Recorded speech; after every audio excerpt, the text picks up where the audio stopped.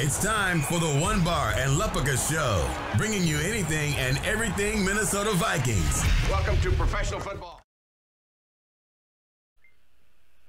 Hello, welcome back to the One Bar and Lepica Show. I am Lepigus, and Gary Kubiak was on a recent Zoom call with Vikings media and actually was quite candid about some things when it comes to the Vikings offensive line.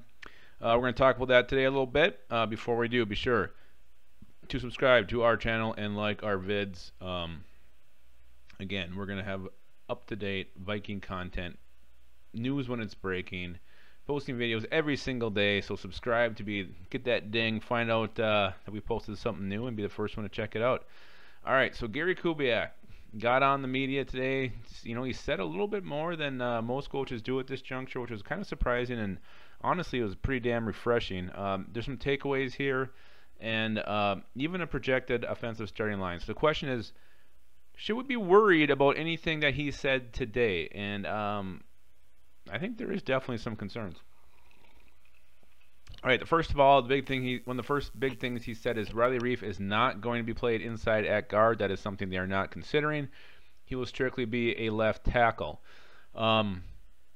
Again, all right, fine. Riley Reiff, he's fine. He's more than serviceable. He's gonna, he's about average last year. Probably be right about the same last year. He'll have some good games. He'll have some bad games. He'll have some good plays. He'll have some bad plays. But why limit that? Why just say we're not even going to try it? With all the different types of players they have, especially all the young guys who are kind of versatile players, why not try your starters some versatility too? Why not try, Reiff inside a little bit? So don't expect to see Riley Reiff at guard this year. He's strictly going to be a left tackle, and that's where he's going to be, assuming he stays healthy. And so the line will not be any better as far as left tackle goes. It might be the same.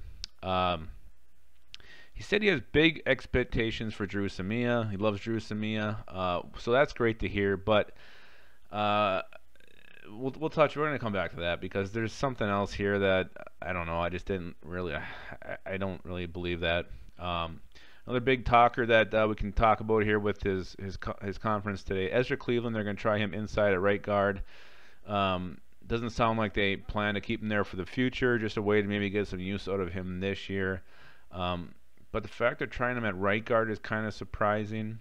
What do you got? That's where Drew Samia would be. Dakota Dozier there, which means that at left guard, it sounds like Pat Elflein's a lock. And before we talk more about that, this is basically, if you look at what he said, you decipher what he said, you take it all in, you absorb it. This is what the starting offensive line would look like for the Vikings as it stands right now. Left tackle Riley Reiff, left guard Pat Elflein, center Garrett Bradbury, right guard Dakota Dozier, right tackle Brian O'Neill. Obviously, Riley Reiff on the left, O'Neill at right tackle, no surprise. Bradbury at center, no surprise. Here's why I'm worried. This is why it's very concerning. You got Pat Elflein again starting at guard. You kind of expect it, and you also expect that position it's going to suck. This is why I'm a little confused why they're trying Cleveland at right guard. At least you have a young option there in Samia that you can plug in. Why not try Cleveland at left guard? To push Elflein for that spot. A little bit of a head scratcher to me. And then Dozier.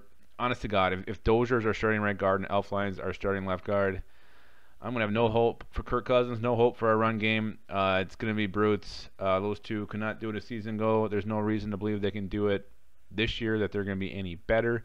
I would feel a little bit better if you had an unknown at one of those spots, whether it's Cleveland, Drew Samia, whoever. At least you have some hope. At least you have some optimism that things could get different, things could be better. And one big thing that needs to be said is Oli Udoh, being on that COVID list, he wasn't mentioned today. I do think he factors in here somewhere, whether that's, climbing up the tackle depth chart or moving inside to play in these guard positions. I do think he factors in down the road. So, Kubiak, it was pretty refreshing hearing his thoughts, being fairly open. Again, if this guard situation is Elflein and Dozier starting, I think that's going to be trouble for Minnesota Vikings. Early in the season, especially in that first game against the Packers and that front seven of theirs. God, I hope something changes between then. One thing that I hope never changes is you guys always keeping the skull in your hole.